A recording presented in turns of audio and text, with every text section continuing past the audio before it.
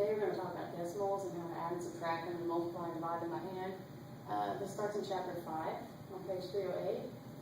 The first thing you do is reiterate the place values. So you have the decimal and then you have the tens, hundreds, thousands, 10 thousands.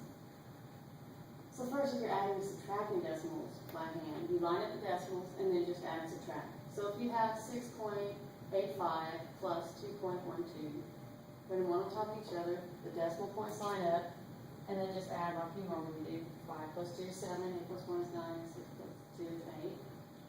Same thing with subtraction. You have the 2.52, subtract 1.87, the decimals are lined up, and you get 0.65. If you end up with a subtraction where the first number is smaller than the second one, the easiest way to do that is just to reverse it. So you have the 6.9 on top, subtract the 5.4, and remember at the end, you're going to get a negative answer because this bigger number is a negative. The last thing about adding and subtracting is, if you have a different number of decimal places, you just put a 0 in that space. So if we have 1.598 and 2.1 and we're adding them, we just put zeros in these empty spaces and add them. So we're going to have 8 plus 0 is 8, 9 plus 0 is 9, 5 plus 1 is 6, bring down the decimal, and 1 point plus 2 is 3.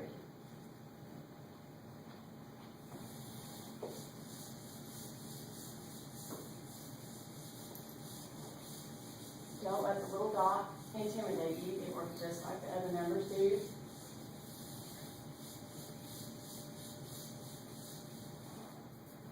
The same sign rules apply when you're doing these as regular numbers. It rounds like the other numbers do.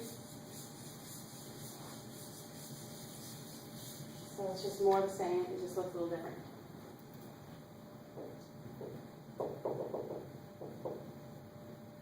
So now we're going to talk about multiplying decimals. Let's see. 1 times 4.2. You don't necessarily have to line up the decimals with multiplication. What you do is you just multiply regularly to start out with. So we go with the 2 and we times it through this 2.1. So 2 times 1 is 2. 2 times 2 is 4. Then we move over one place because this 4 is in the next place over. And then we times it through. So 4 times 1 is 4. 4 times 2 is 8. Then you add them together. So 2, 8, 8. And the last thing is move decimal from the right over to the left as many places as you have numbers to the left of the decimal in the original problem. So we're going to go back to the original problem, the 2.1 times the 4.2, and say, okay, I got one number and another number here to the right of this decimal. So when I get down to the bottom, we know that our decimal is over on the right-hand side. We're going to move it over 1, 2 places to the left. 1, 2. So our answer is 8.82. And you can check this with your calculator.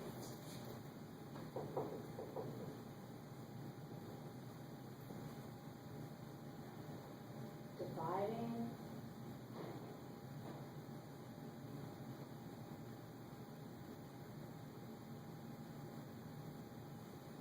this is a pill. I like to use my calculator with divide by longhand. It just you're doing the same thing here as if you had this problem. The top number goes in the box, and you do your division from there. It's no different. We just have decimals in this. So this is what your problem is going to look like.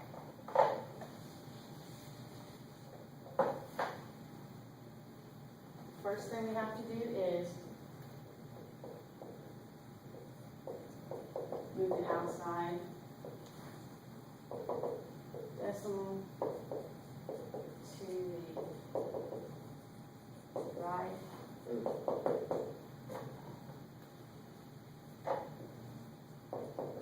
Until it's a whole number. So we've got 8.7 here. We want to make it into a whole number, so you have to move this decimal point over one place.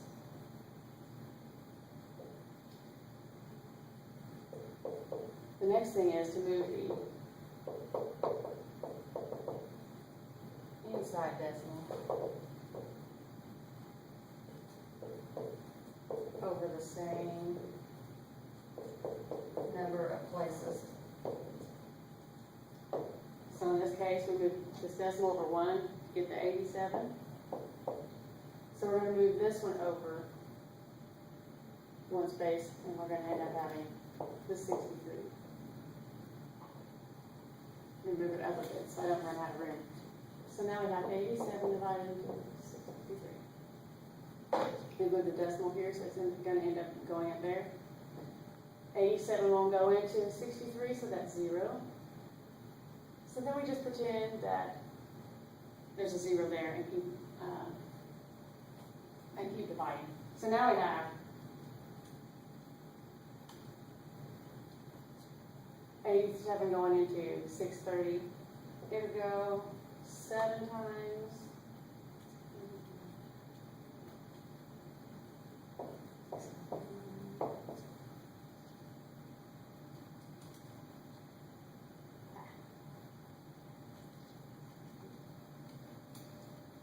Trying to do it fast, so I need to calculate. And we can just keep dropping zeros until we either get tired or we solve it.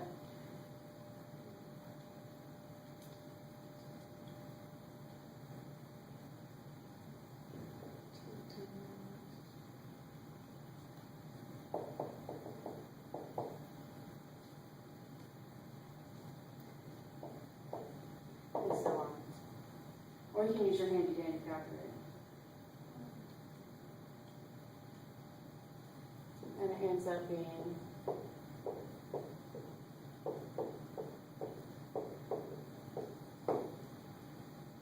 I don't care where you particularly round things. If you're using my math lab, they will tell you the place to round to, but you'll go back to the place value chart and say, okay, if it wants the 10th place, you round it to that, for instance, 0.7. If you're putting in your calculator, and this confuses a lot of people, you're dividing and you have our same problem.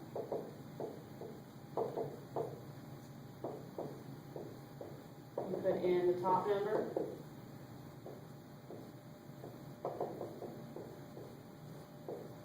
hit the divide key, put in the bottom number, and hit enter or equals, depending on what your calculator is.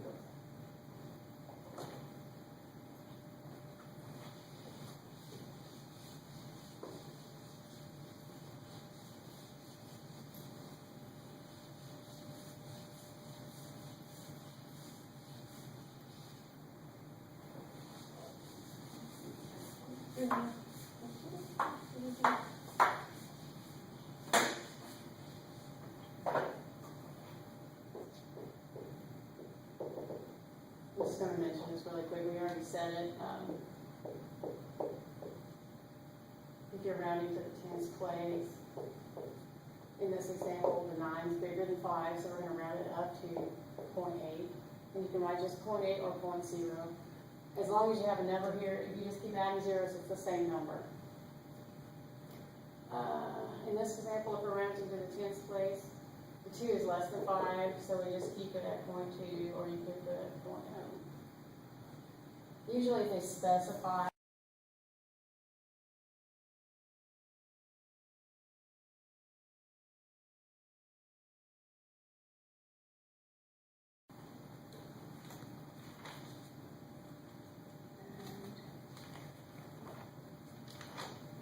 now we're going to talk about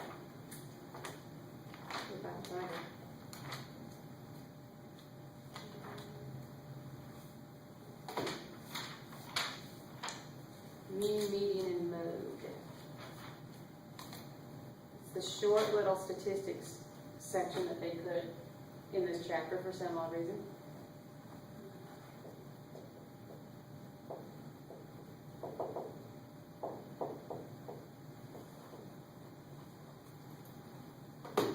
And it's on page 363 of the book. Section 5.7. This is out of Pearson book we talked about in the first video. So the first thing is the mean. More commonly is called the average. So if you have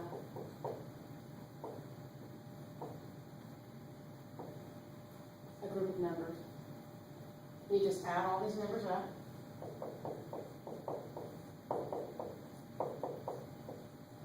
And then divide by the number of numbers you have in the list. So we've got 1, 2, 3, 4, 5 numbers. So we're going to divide all of this, so we added by 5.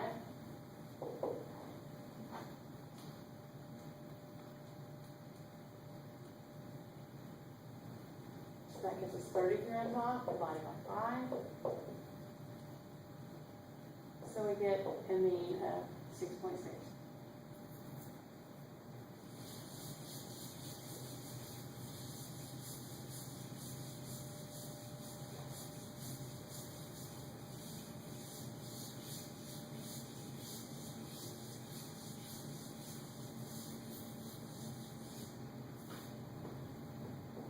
Thing is related to the mean. It's called the median. Both of these two statistics give you a middle value, but they're looking at different things. Both of these will have a list of numbers, and for the mean, you just add the top number. Add the numbers and then divide by the number of numbers. With the median, you have to range the numbers from the smallest to the largest first. And then, if you have an odd number of numbers, like we did in the first one, 5 different numbers,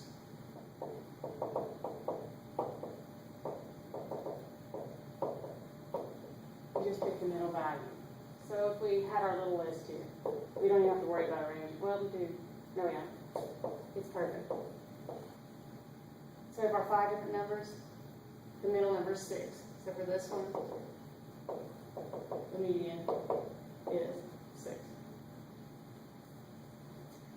But if we end up with an even number of numbers in the list,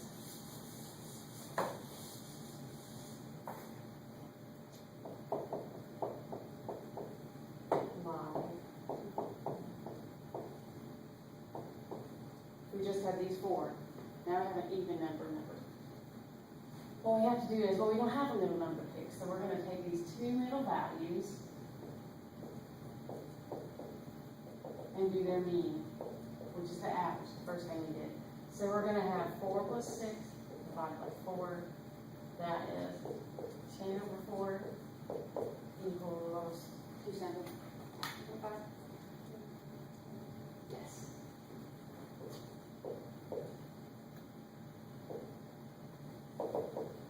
So median in this case is going to be 2.5.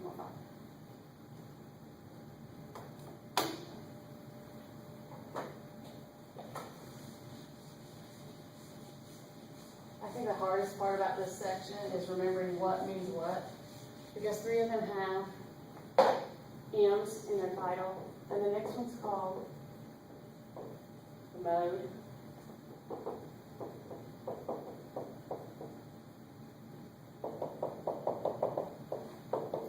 And that's the most frequent number of the list. So if we have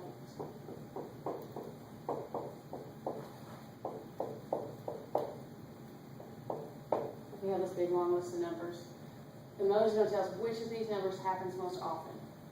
So we have 2 4s, we have 1 each of 85, but we have 1, 2, 3, 4 2s, so 2 is going to be our mode. You can have a list that's called bimodal, where you'll have two nodes. If you have the 2, 2, 4, 8, 4, both the 2 and the 4 occur twice, so you're going to have a 2 and a 4 as the nodes.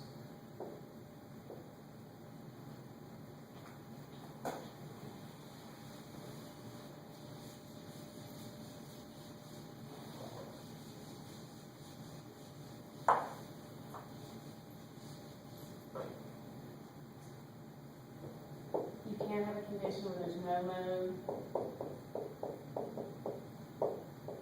where there's no number occurs more often than the others. The last thing is the range, which is just the biggest or the maximum number minus the smallest number. If I can write it. Which they also call the minimum, not min. So let's make up some more numbers.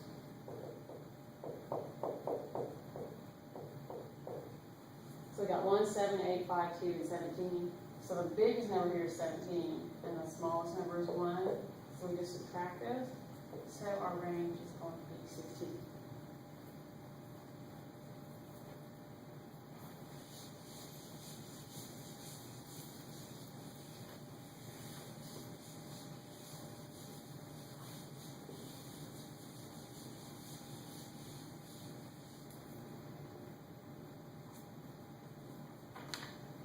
The next thing to talk about is fractions.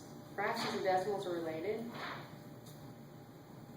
They're related by the division. When we have a fraction like 1/2, if we do the division, it's 0.5. So that's how those two are related. We're going to learn how to do it the old-fashioned way in all about fractions. And we're going to see how that relates to things like percents. So lots of good things coming up.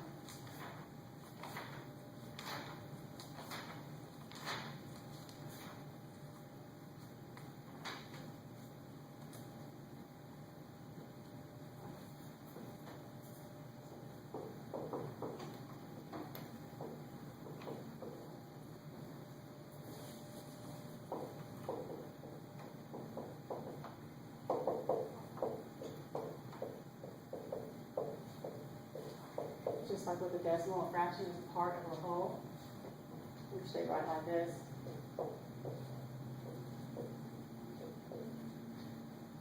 The part, the number on top, is called the numerator. The number on bottom is called the denominator.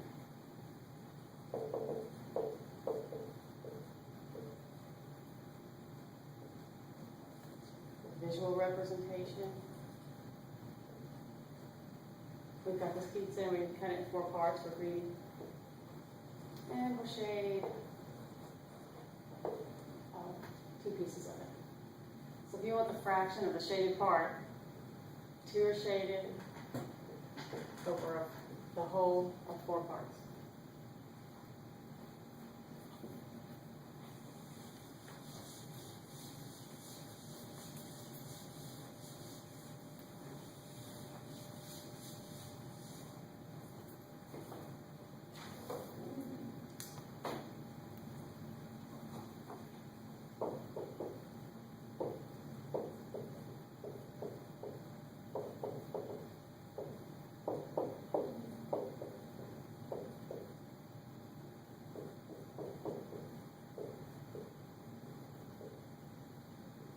Three different types of fractions. The first one's proper, where you have something like 6/12.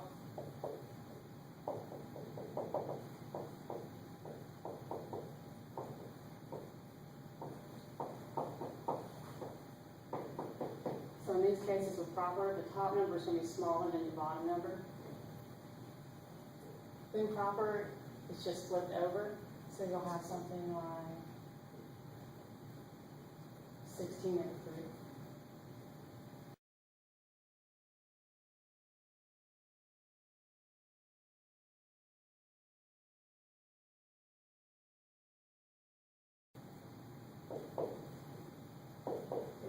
bigger than the bottom number.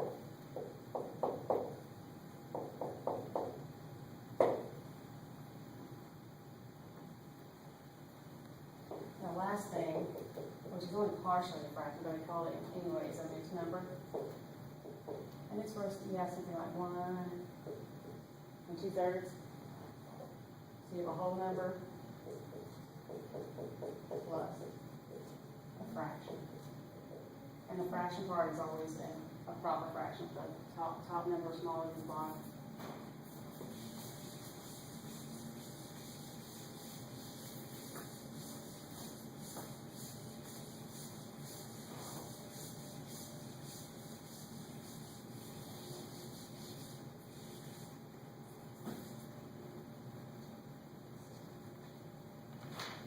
Just like the decimals, fractions follow the same sign rules and everything. You can even graph them. So we have our number line. We have 1 here. If we want to graph 1/2, just stick it right there in the middle.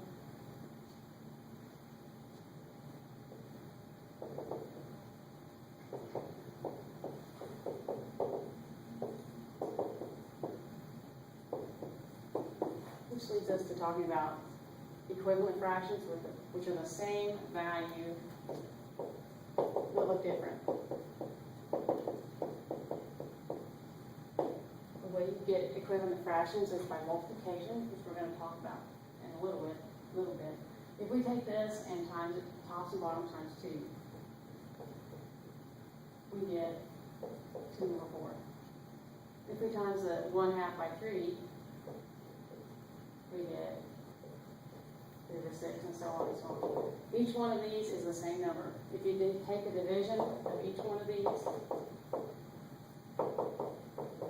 it's all going to be 0.5. So the fractions mean the same value, but they look different.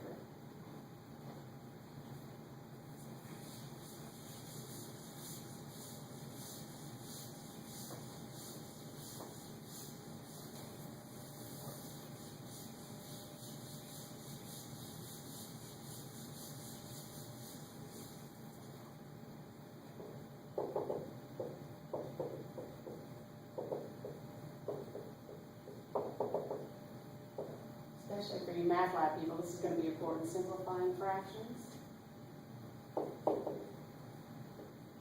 There's 2 ways to do this. First one's the prime factor tree, which is good for small numbers. When you get bigger, it gets confusing. So you have something like 12 over 16. So you take the top number and find its prime factors. So we got 2 times 6. The 6 breaks down into 2 times 3. So they're going to replace all these prime factors. So 2 times the 2 times 3, put it on top where the 12 was. Then they do the same thing with the 16. The 16 breaks down into 4 and 4, which breaks down into 2 and 2.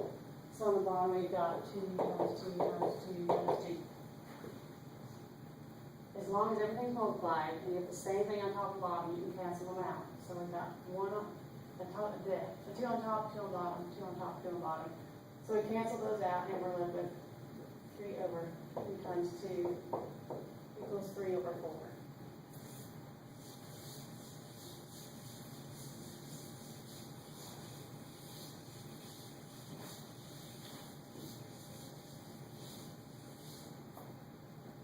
The other way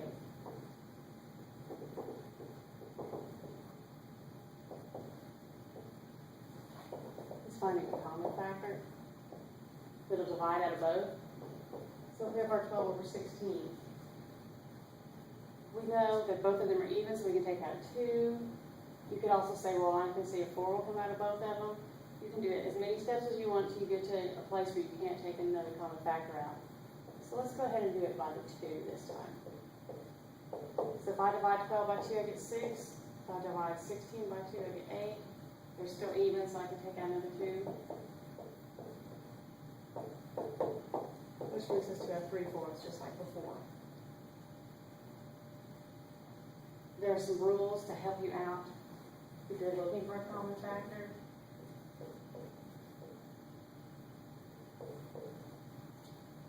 If they're both even, divide by 2. If they end in 5 or 0, divide by 5. And this strange rule, which is really confusing.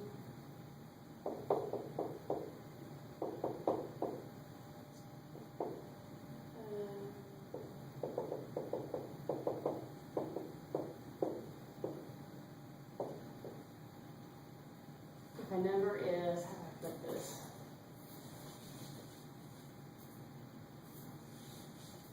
If a number ends in 3 or 9, or the numbers add up to 3, 6, or 9, or something, you can tell it's divisible by 3. You can divide by 3. That one's a bit cryptic, though.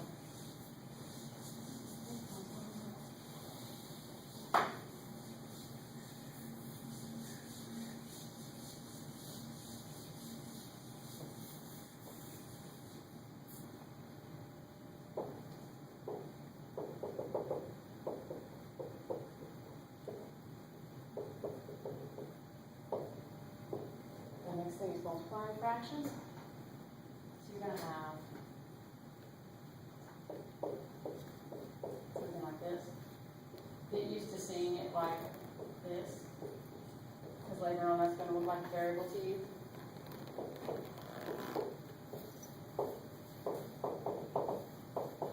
All you have to do is multiply straight across. So we've got 1 times 3 is 3, 2 times 4 is 8, and same thing for this, it's the same problem. Then you can either do the division, divide the decimal, or you can simplify it. This one's already simplified, so we don't have to worry about it. And that's all you have to do. Whatever you do on this step of it, don't cross multiply, you'll get the wrong answer. On the first test in my class, if you cross multiply, I'll chop your hands off because you don't need it. We'll talk about that later when we get to the portion.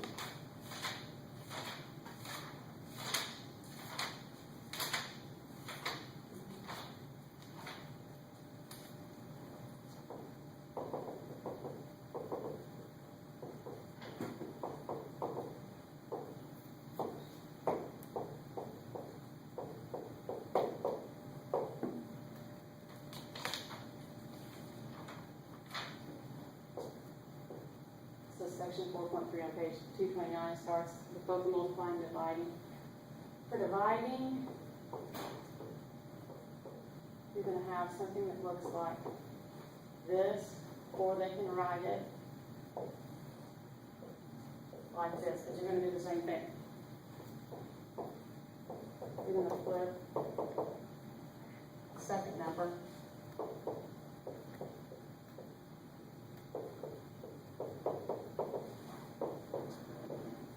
And multiply, just like we did before.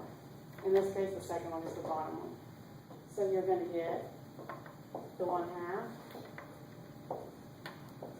times, flip the second one, you get 4 over 3. So now you multiply straight across, just like we did before, so you get 4 over 6. Which you can simplify down to 2/3. On a written test, I'm okay with this one. If you're doing my math, you're going to have to simplify it.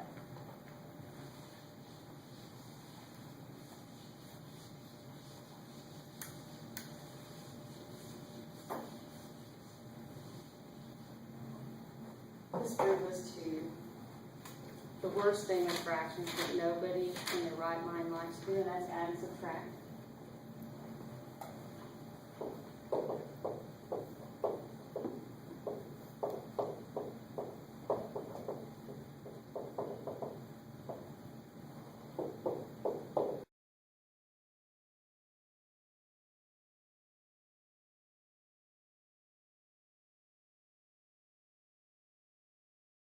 do when we're adding or subtracting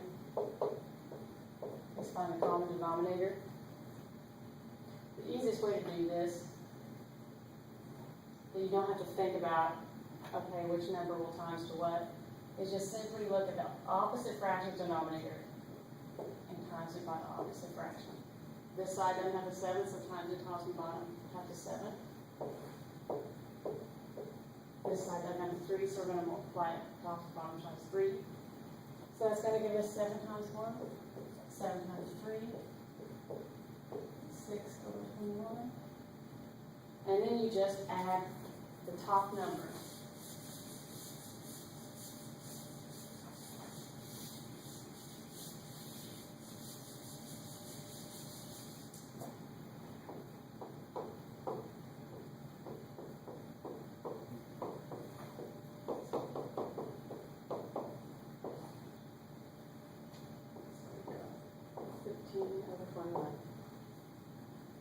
There's no points, but you did all this work to find a common denominator to change it. So keep your denominator you just found and just add the top numbers, or if it's a subtraction, subtract.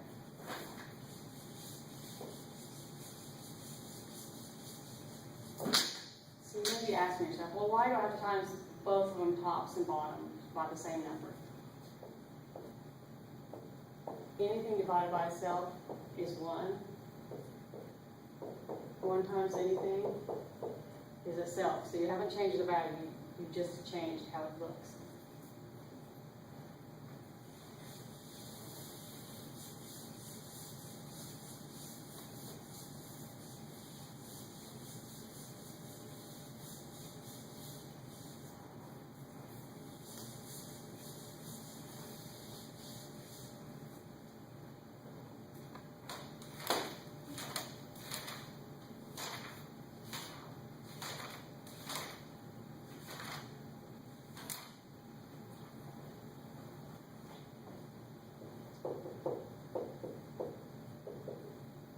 You can also have exponents with fractions.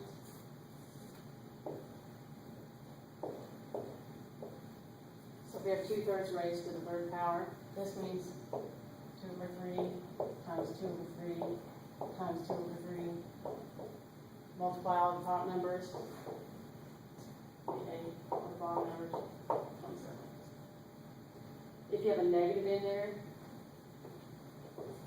just like before, if you have a negative number and you're raising it to an odd exponent, you're going to end up with a negative at the end.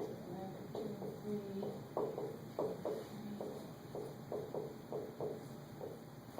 So you've got a negative times a negative, change it to positive, times another negative, makes it negative. So now we end up with that.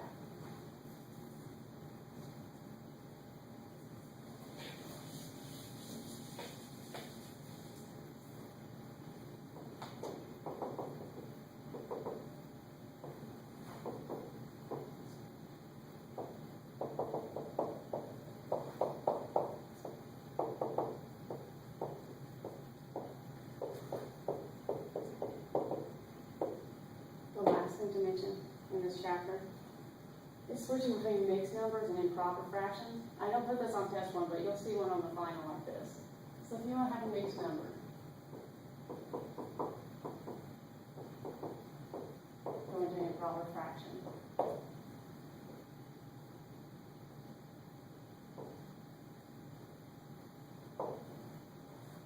Two and 5/7, and we want to go to improper fraction. We use this little formula.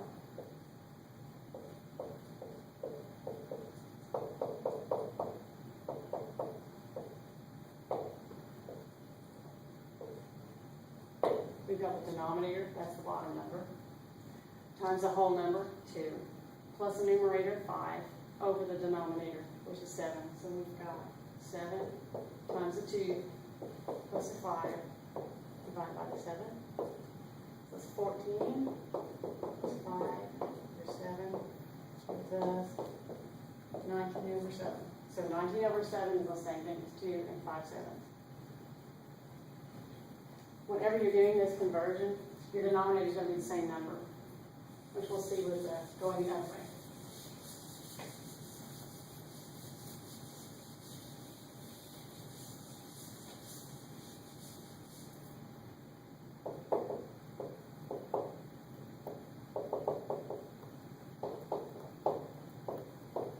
start with an improper fraction, 7/3, and we want to go to a mixed number. I'm just going to divide. So 3 goes into the 7. The top number goes in the box. So 3 goes into 7 twice. Gives us 6 with a remainder of 1.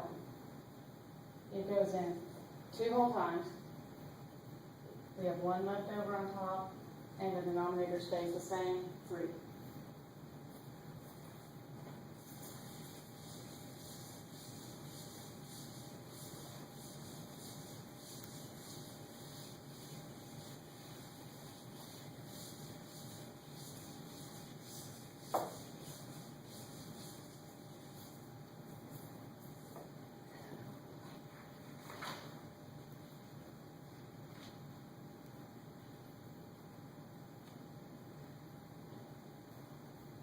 You can also do the long problems.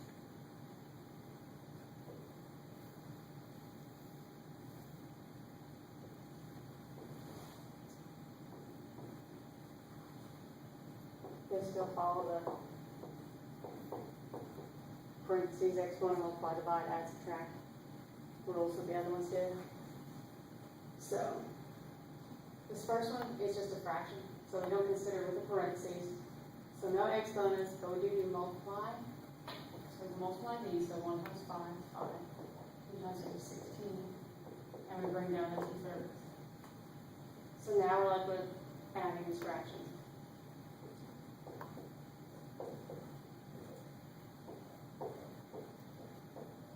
So we got 15 over 48. It's 32 over 48. Just add the top numbers, 47 over 48. So it works the same way.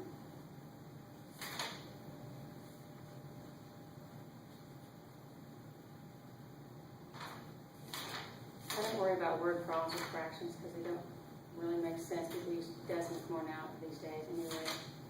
I can give you some if you want. Then there's one last thing for the test 1 material, and it's actually in chapter 7, because it ties all this stuff together. And it's on page 514.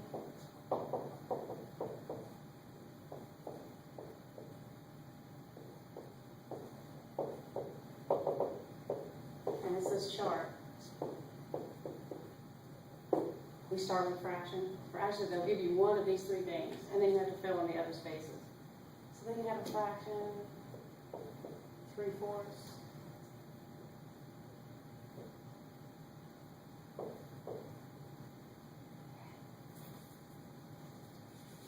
That's too easy. Percent. So we already know from a fraction to a decimal, we just simply divide these numbers. So 3 divided by 4 is 0.75. To go from a decimal to percent, you multiply by 100, or you can say move it to the right 2 places. So we get 75%. So that makes this one, if I times it by 100, 80%. The easiest thing to start with now is actually to do the reverse of percent. Percents are always a factor of 100. So if I multiply going this way, I have to do the opposite to go backwards, which is divide by 100. So this is going to be 0.12 for the decimal. The tricky part comes in with this, going back to the fraction. The book says, look at the decimal place of this decimal. The 8's in the 10th place, so we take the 8 and we put it over 10. So for the 12 is in, or 2 is in the 100th place. So we put the 12 over 100. I think it's easier to say a percent always goes over 100. So you just take the percent, put it over 100, and then simplify it down to the simple fraction. This one can reduce even more. This. And this was already, take the 12%, put it over 100, and you can simplify it.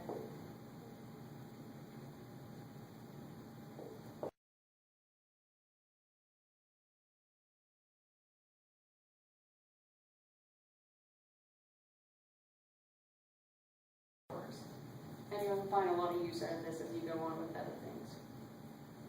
So that's the end of test 1 stuff.